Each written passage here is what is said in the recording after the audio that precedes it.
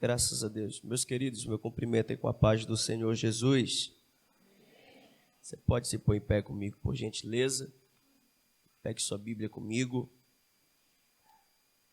Evangelho de Jesus Cristo, conforme escreveu Mateus, capítulo de número 25. Evangelho de Jesus Cristo, conforme escreveu Mateus, capítulo de número 25, nós iremos ler dois versos, versos 5 e 6. Mateus, capítulo de número 25, verso de número 5 e 6. Enquanto se procura, eu quero aqui tornar pública a minha gratidão pelo privilégio de poder retornar a essa igreja. Que Deus em Cristo abençoe toda a juventude. Estão em festa e todos esses dias. Ontem no centenário, quem foi viveu um dia com certeza que marcou a vida de todos que estavam lá. Parabenizar aí toda a liderança. Agradecer ao pastor José, obrigado pelo carinho, por me receber sempre muito bem. Agradecer ao Alan pelo convite, é um amigo. Obrigado, viu, Alan? Deus abençoe sua vida. Deus abençoe toda a liderança, toda essa equipe. Quantos são entregues a Deus 100% aqui? Quantos são entregues a Deus? Mateus capítulo 25, versos 5 e 6. Quem achou, diga glória a Deus. E tardando o esposo, todas elas cochilaram e adormeceram. Mas à meia-noite ouviu-se um clamor. Aí vem o esposo, sai ao seu encontro. Vamos repetir em alto e bom som. Diga tardando o esposo. Dá para ser melhor. Diga todas elas cochilaram, adormeceram. Diga comigo em alto e bom som. Mas à meia-noite ouviu-se um clamor. Aí vem o esposo, sai ao seu encontro. Você pode levantar sua mão direita para o céu em nome de Jesus. Pai, aqui está a tua palavra. Fale ao nosso coração, não aquilo que nós queremos ouvir, mas o que nós precisamos ouvir de ti, Senhor. Que eu diminua e que tu cresça. Que a tua igreja que está aqui, Pai, seja saciada pela tua palavra. E que durante a exposição do texto, da tua palavra, o teu Espírito tenha liberdade aqui essa noite. Se tu quiseres salvar, batizar, curar, tu és o Deus que tudo pode fazer, Pai. Cerca essa casa com a tua presença e só quem acredita tome seu assento glorificando e exaltando o nome do Senhor Jesus.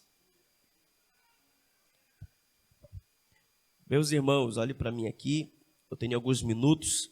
Eu quero gastar esse tempo falando da palavra de Deus. Você perdoa minha voz aí, eu estou com a voz recuperando de uma gripe, mas graças a Deus, o que Deus faz no culto não tem nada a ver com o tom da voz, e sim o conteúdo da mensagem, que é o importante. Lá atrás vocês me ouvem bem? Lá atrás vocês me ouvem bem? Amém? No final do culto vai ter um material lá na frente, vai ter alguns livros, algumas bíblias, gravatas, tem o lançamento da nossa marca, do nosso boné também. Você pode ir lá atrás no final abençoar a nossa vida, tá bom? Nós estamos diante de um texto que é muito conhecido pela igreja, a famosa parábola das 10 virgens, uma parábola extremamente escatológica, dentro da teologia, um dos assuntos mais difíceis, e talvez não só difíceis, mas muito discutido entre os teólogos, mas não é o assunto de hoje. Mas a verdade é que essa parábola, quando Cristo vai contar ela, ele narra essa parábola a respeito de um grau comparativo. Ele conta a parábola para trazer uma semelhança a respeito do reino dos céus. É por isso que a parábola inicia dizendo: então o reino dos céus será semelhante às 10 virgens que, tomando as suas lâmpadas, saíram ao encontro do esposo. Ele divide as 10, dizendo que 5 delas são prudentes e as outras 5 são loucas. E as loucas, tomando as suas lâmpadas, não levaram azeite consigo, mas as prudentes levaram azeite em suas vasilhas com suas respectivas lâmpadas. Os versos 5 e 6 é o que dão todo o sentido para o texto, pois o texto diz: e tardando o esposo, todas elas cochilaram e adormeceram. Mas à meia-noite ouviu-se um clamor, aí vem o esposo, sai a seu encontro. Esses dois versículos que nós lemos, talvez sejam os versos que sejam a chave desse texto. E o escritor não deixou aqui de forma involuntária, de forma desproposital. Ao contrário, ele deixou essas duas informações para a gente compreender algo. A primeira, essa parábola se trata a respeito de um casamento. A segunda informação, que esse casamento não é um casamento comum, não é um casamento qualquer. Pois esse casamento, Mateus capítulo 25, se trata de um casamento judaico. E o que o casamento judaico, pastor, tem a ver com uma semelhança, com esse grau comparativo do reino dos céus? Tudo a ver. Cristo pregava muito por parábolas, mas aqui ele não somente prega por parábola, ele utiliza de uma parábola para falar a respeito de um casamento judaico. E esse casamento judaico, ele vai utilizar desse grau comparativo para falar do seu relacionamento como noivo com a sua igreja, que é a noiva. E perceba comigo, quando a Bíblia fala de noiva, a Bíblia está falando de cada um de nós. Israel não é noiva. Israel pode ser a menina dos olhos do Senhor. Israel pode ser a nação querida. Israel pode ser vaso na mão do oleiro. Mas Israel não é noiva. Quando se fala de noiva, o assunto é com todos nós. Quem é a noiva do Cordeiro, pastor? É a igreja. E a igreja não é um membro. O Christian sozinho não é a igreja. O Alan sozinho não é a igreja. Você sozinho não é a igreja. Você sozinho é um membro que faz parte de um corpo. No geral, no plural, nesse todo que está aqui, nós podemos olhar e dizer, esse todo é a igreja e essa igreja é a noiva de Cristo. Quem está compreendendo o que eu estou pregando aqui essa noite? Perfeito. A gente percebe, para quem já se dedicou no estudo dessa parábola, que isso aqui é um casamento. Mas um casamento fora da curva, fora daquilo que a gente idealizou, alguns já viveram, alguns já assistiram nas séries, nos filmes. Pois eu já disse a você que essa parábola aqui conta um casamento judaico. E olhe para mim aqui, quem aqui já foi em algum casamento na sua vida? Quem já foi em um casamento, já participou de alguma cerimônia? Você me ajuda a pregar? Quem costuma tardar no casamento? O esposo ou a esposa? Isso é comum e é cultural brasileiro. Ainda que a mulher se arrumasse a tempo, que seria uma coisa difícil aí, mas ainda que a mulher se arrumasse a tempo, se bem que hoje está tudo empate, né? Tem homem que demora para se arrumar também, então está empatando o negócio, que as mulheres fizeram uma cara meio estranha. Acho que tem um esposo que deve demorar para se arrumar aí. Não sei como é na sua casa, mas ainda que a mulher se arrumasse a tempo, ficasse toda pronta, a mulher atrasaria de forma proposital, para acontecer aquela cerimônia tão bonita, tão sonhada, que todo adolescente sonha, toda mulher sonha, ou pelo menos a grande parte, que o noivo entre, lá fica o lado do seu pastor, dos padrinhos, convidados, a esposa chega lá depois de uma hora e meia, o rapaz pensa até que ela desistiu do casamento, até que ela chega, todo mundo fica de pé, pega seu lenço, toca aquela música apaixonante, aquela música que é emoção mesmo. Isso é algo cultural brasileiro. Se a mulher se arrumasse a tempo, atrasaria de forma proposital. Eu quero que você perceba a primeira informação que o escritor colocou aqui. Não é uma regra, mas é um costume. Quem costuma tardar no casamento judaico não é a esposa, não é o pastor, não é o padrinho, não são os convidados. Quem costuma tardar no casamento judaico é o esposo. Essa é a primeira informação. Mas para tirar todas as dúvidas, que é um casamento judaico, o versículo 6 diz, à meia-noite ouviu-se um clamor, aí vem o esposo, sai ao seu encontro. À meia-noite está dando-se início para esse casamento. São as bodas sendo iniciadas na cidade, dando-se início para o casamento real. Mas perceba comigo, você já foi um casamento que se iniciou para cá, 8 da manhã, 9 da manhã, 16 horas da tarde, não vai casar em Belém, ambiente aberto, 4 horas da tarde, em nome de Jesus, só se tu for de muita fé, o profeta da chuva já passou, aí você já viu, meu amigo, só se trazer ele de novo. Então olhe para mim aqui, você não vai em um casamento que se inicia à meia-noite, não é comum, pastor José, Mas a gente vai olhar para o texto. O texto diz que à meia-noite ouviu-se um clamor. Qual é esse clamor? É o clamor do anúncio do esposo. O esposo está retornando para as bodas. Só que a gente olha essa parábola aqui, e se a gente olhar só de forma direta, fica muita informação solta. De repente aparece esposo. O que esposo tem a ver com mulher, com cântaro? O que cântaro tem a ver com azeite? E às vezes a gente prega de forma muito direta essa parábola, mas a gente precisa olhar, de um olhar cultural, para a gente poder compreender o que Cristo realmente quis dizer aqui. E eu vou chegar na temática de vocês e entregue. Quantos querem ouvir a palavra, digam glória a Deus. Em um casamento judaico, existem 4 fases. Quantas fases eu disse? Espera só um pouquinho de retorno aqui. 4 fases. Elas são Shiddushim, Dot, Eruzim e bodas. Bora repetir só para a gente cravar na nossa mente. Diga Shiddushim. É Shia mesmo que é paraense. Diga Shiddushim. Diga Dot. Diga Eruzim. Diga bodas. Fala para o vizinho que Deus colocou ao teu lado. Diga para ele assim, eu estou falando hebraico essa noite. Isso, diga no congresso de jovem, eu estou falando hebraico essa noite. É o único congresso em Belém que você vai falar 3 idiomas, viu? Português, hebraico e língua estranha em um culto só. Amém por isso? Vocês já estão chique demais. Pastor, o que são essas 4 palavras aí que eu não entendi muito? Shiddushim, Dot, Eruzim e bodas. Alain, essas são as 4 fases de um casamento judaico. E Cristo, olhe para mim aqui, nessa parábola está contando um casamento judaico.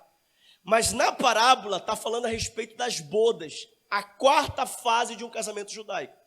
Mas não se preocupe, para eu chegar nas bodas, eu preciso respeitar minuciosamente cada fase. Eu estou com frio mesmo, é o remédio que está fazendo eu suar aqui, é porque eu estou recuperando a febre, aí o remédio faz eu suar e eu fico limpando aqui, mas eu estou com frio. Aí olha para mim aqui, Shiddushim, Dot, Eruzim e bodas. A primeira fase é o Shiddushim. Qual é a fase do Shiddushim? É a fase em que o pai vai chamar alguém de sua confiança para escolher a noiva que vai se casar com o seu filho. Quer que você compreenda comigo. Na fase do Shiddushim, olhe para mim aqui, não é você que escolhe com quem você vai se casar. Ô, pastor, não gostei muito disso. Pois é, na fase do casamento judaico, quem escolhe com quem você vai se casar é alguém que precisa ser amigo do noivo e amigo do pai do noivo. Pastor, está na Bíblia, se não tiver eu não acredito. Você está certo, está na Bíblia e tem muitos exemplos, mas a gente não tem tempo para falar de todos. Mas um que move meu coração e é o clássico. Abraão chama Eliezer e ele diz a Eliezer, vai ao campo e procure uma esposa para meu filho Isaque. Perceba comigo aqui, irmãos, não é Abraão quem está escolhendo, não é Isaque quem está escolhendo.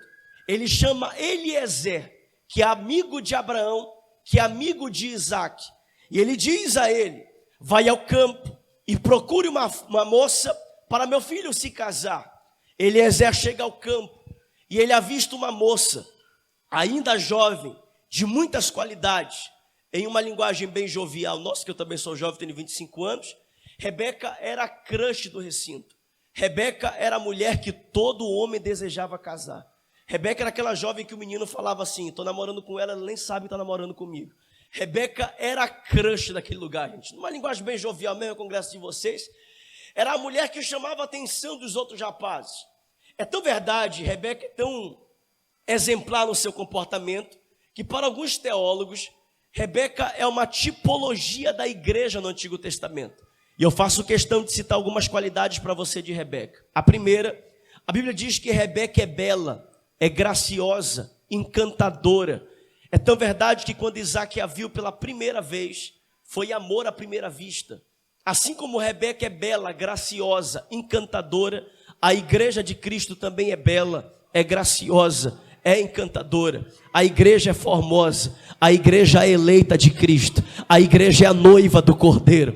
E olha para mim aqui, segunda qualidade de Rebeca, Rebeca não é só bonita, Rebeca não é só de boa aparência, até porque beleza não é tudo para sustentar um relacionamento. Rebeca também é trabalhadora. pastoreava ovelhas. Rebeca não é de porcelana, não é frágil, não é indefesa, não é mimada. Sabe o que a Rebeca está ensinando para a gente? Apesar de eu falar de uma mulher, Rebeca é um exemplo tanto para homem, quanto para mulher, quanto criança, adolescente, senhora, senhor. Olhe para mim aqui, Rebeca não é frágil, não é indefesa. Nós estamos cheios de crentes frágeis, crentes indefesos, desvia por qualquer coisa, sai da igreja por qualquer coisa. Não me deram oportunidade, vou embora. Não me deram a paz do Senhor, vou embora. A camisa não é como eu quero, vou embora. Aqui dentro Cristo está gerando amadurecimento em nós. Nós não servimos a Deus por causa de pessoas, nós servimos pelo sacrifício que Ele fez por cada um de nós e por quem Ele é na nossa vida. Rebeca não é tipo de crente frágil, indefeso, mimada. Terceira qualidade de Rebeca: Rebeca é prestativa. É tão verdade que ela serviu Eliezer e serviu seus camelos dando água. Olhe para mim aqui, ninguém disse a Rebeca que os camelos estavam com sede ou que Eliezer estava com sede, mas pastor José, ela enxergou a necessidade da obra. Quando ela viu a necessidade, eu gosto de Rebeca. Rebeca não se levantou só para mostrar a necessidade, para mostrar o que falta. Ao contrário, Rebeca levantou, viu a necessidade, pegou o balde, foi no poço, pegou a água e serviu para quem precisa. Sabe qual é o tipo de comportamento de Rebeca? É aquele tipo de crente que não só identifica o problema na igreja, porque tem muita gente que é boa para identificar problema. Não, se fosse eu liderando era melhor. Não, se fosse eu na frente era melhor. Não, se fosse eu fazendo era melhor. Se fosse eu regendo era melhor. Se fosse eu liderando a célula era melhor. Querido, Deus não te chamou para apontar. Deus te chamou para dizer: eis-me aqui, faça em mim o teu querer. Eu digo mais aqui essa noite: quem não se levanta para fazer não pode se levantar para apontar. Só se levante para fazer a obra de Deus. Rebeca vê a necessidade e não fica parado. Deus está precisando e contando com jovens para pregar a palavra, para abrir células, anunciar as boas novas. E chegou o tempo da gente abrir a nossa boca e dizer: eis-me aqui, Senhor, faz em mim o teu querer. Quantos querem ser usados por Deus essa noite, são entregues a eles? Deixa eu ver quem está vivo, dá um sinal com a sua mão assim, diga: eis-me aqui, Jesus. Quarta qualidade de Rebeca, e eu gosto dessa aqui. Rebeca é amada pelos seus pais. Rebeca tinha saúde emocional em dia. E por ter saúde emocional em dia, Rebeca não tinha carência afetiva.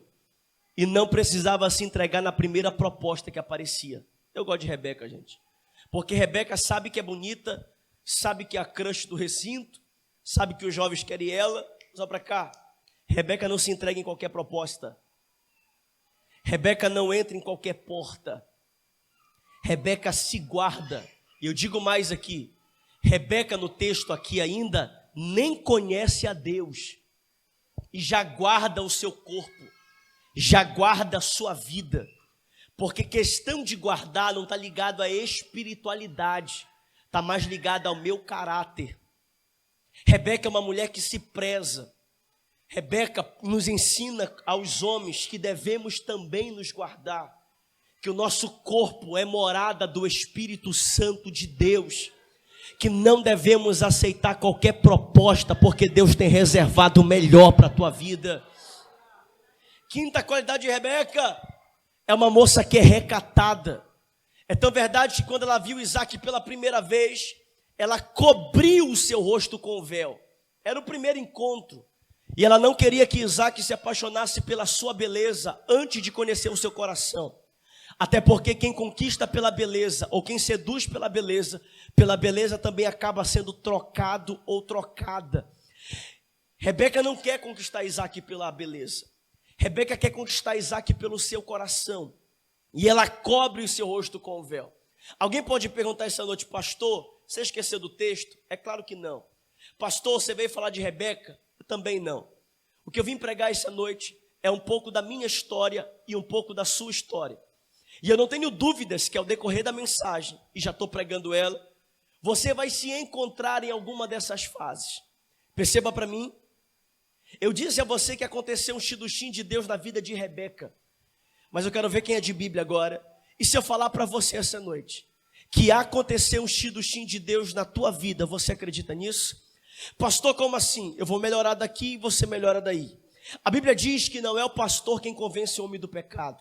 A Bíblia diz que não é o pregador quem convence o homem do pecado. Quem convence o homem do pecado é o Espírito Santo de Deus.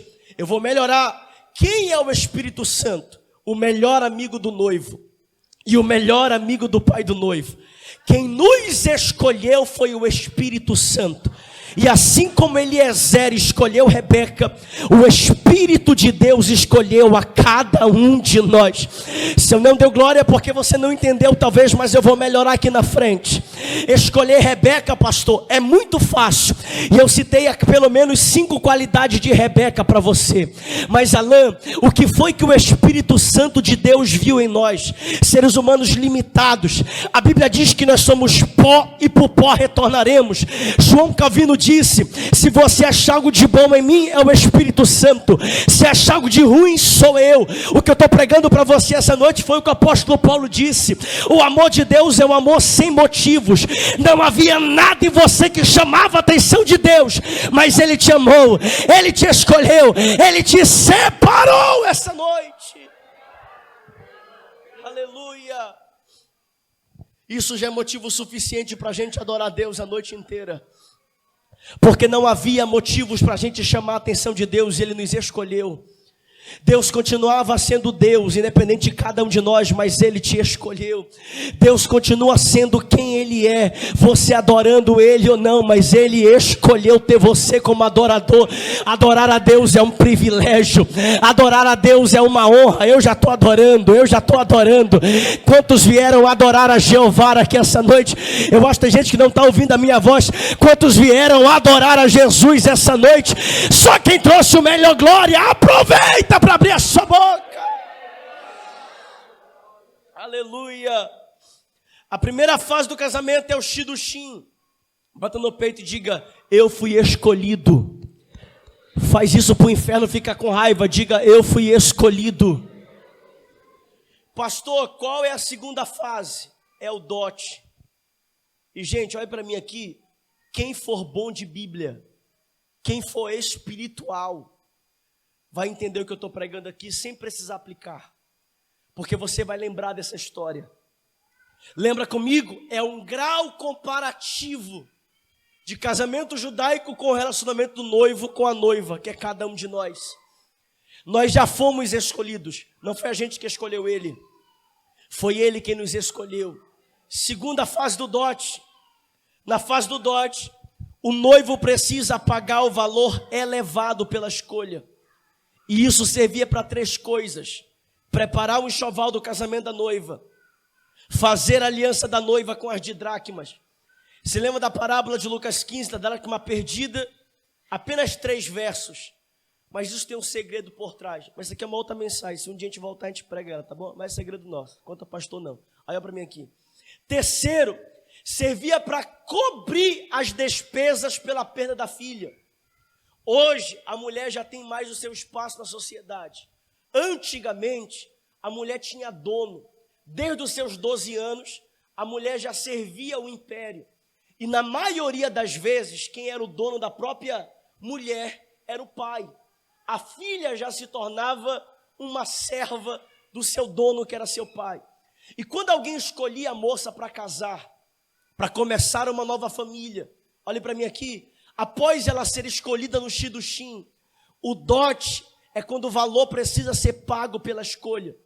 E quando o noivo ia até lá, era o noivo que tinha que pagar o preço por ela. Essa história te lembra alguma? O noivo precisava ir pagar o preço por ela. E quando ele pagava o preço por ela, ele arrancava ela do seu antigo senhor. E agora quem pagou o preço se tornava dono dela. E ela se tornava exclusiva dele. O pastor na minha esquerda já pegou.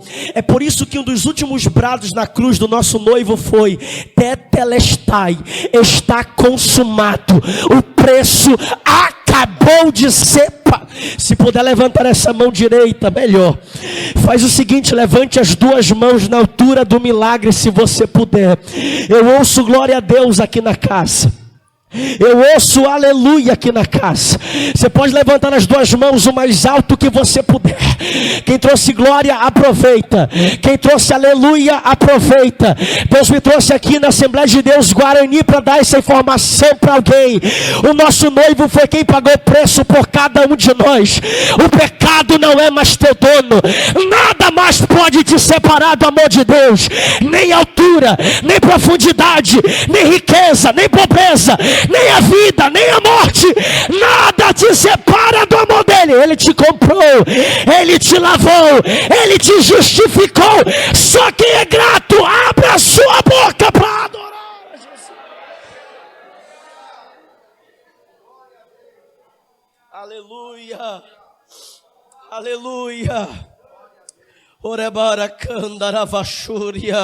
Eu sinto a glória de Deus aqui na casa. Eu sinto a glória do Eterno aqui nesse lugar. Quantos estão sentindo a presença dele aqui essa noite? Você percebe? Ele nos escolheu. Depois ele pagou o preço por cada um de nós. A terceira fase do casamento é a fase do erusim. Diga comigo, erusim. Nessa fase eu gosto, e já caminho para encerrar. É a fase do noivado. É a fase em que o contrato vai ser feito. Na fase do erusim, o rapaz que vai se tornar noivo dela, da moça judia, precisa ir ao cartório registrar um contrato por nome contrato de Ketubá. Até hoje, alguns judeus ainda usam esse contrato. Se você quebrar esse contrato de Ketubá, você pode pagar uma multa para a família da moça, que pode chegar até R$1 milhão, dependendo de quanto o pai investiu nela enquanto era senhor dela. Então você percebe que esse é um assunto muito sério. E no casamento judaico, olha para mim aqui, o pedido de casamento não é feito com aliança. O pedido de casamento tem diversos exemplos. A aliança só é dada nas bodas. Se eu fosse pregar aqui, nem que a gente ficasse até amanhã, não daria tempo para falar de todos os exemplos de casamento. São 1008 tipos de casamentos judaicos que há, tipos de pedidos. Mais um deles que está em João 20, que move meu coração. Em João 20 a Bíblia diz que Maria Madalena foi ao sepulcro. Ela vê que a pedra foi removida. Ela corre até Pedro e João e diz a João e a Pedro: a pedra que guarda o sepulcro onde o corpo de Jesus está foi removida. A Bíblia diz, pastor José, que Pedro e João correram até o sepulcro. Eu imagino que Pedro deveria ser mais fofinho, porque os dois correram junto, Pedro chegou depois. A gente imagina, né, irmão? Aí João deveria ser mais light, mais fitness. João chegou e ficou parado. Quando Pedro chega, Pedro é mais eufórico. Aí Pedro: Maria, tu entrou? Não entrei. Soldado, tu entrou? Não entrei. Ô João, tu entrou? Também não entrei, então vou entrar. O corpo de Jesus, sobre a sua cabeça tinha um lenço. Tinha o que na cabeça de Jesus? O seu corpo era rodeado de lençóis e a cabeça tinha um lenço. Quando Pedro entra, Pedro não encontra Jesus. Sob a pedra que jazia Jesus, tinha um lenço que estava dobrado somente. Pastor, o que isso tem a ver com o erusim? Muita coisa. É claro, de uma forma conjecturada, não é exegese, de forma conjecturada. Aí, olha para mim aqui.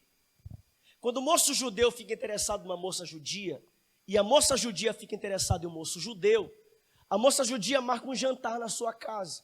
O rapaz vai à sua casa e só ele, como cerimônia, pode se assentar na mesa. O pai dela fica em pé na mesa.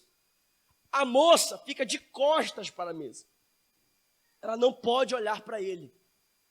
Enquanto o rapaz senta e faz a sua refeição, quando ele termina a sua refeição, propositalmente, ela deixa um lenço sobre a mesa.